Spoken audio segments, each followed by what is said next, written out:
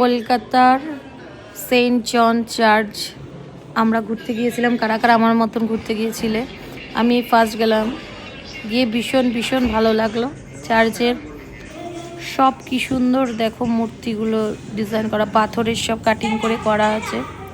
এত সুন্দর পরিবেশ দেখে কিন্তু আমার ভীষণ ভালো লাগলো। কারা এখনও যাওনি, যারা যাওনি বলবো একবারও ঘুরে আসো, খুব ভালো লাগবে তোমাদের মনটা দেখে। চার্চটা ভীষণ ভালো। তার মধ্যে এখানে সমাধিও রয়েছে।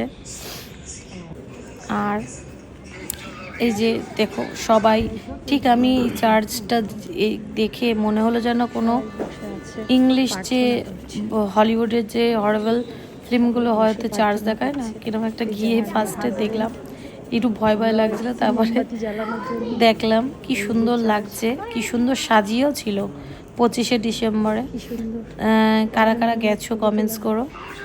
আমরা তো গেলাম, ভীষণ ভালো লাগলো। আর দেখো চার্চের ভিতরটা, ঝুমুরগুলো কত পুরনো দিনের সব জিনিস, ঝাড়বাতি, আর সবাই এখানে মোমবাতি জ্বালাতে পারে, ফুল দিতে পারে।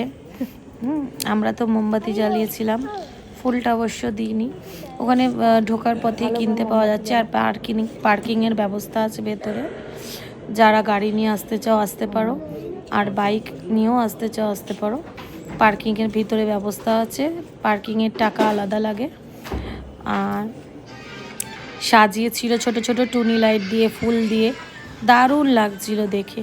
আর চারিদিকে মূর্তিগুলো দেখো কত বছরকার পুরনো, দেখলেই বোঝা যায়, এত সুন্দর লাগছে না।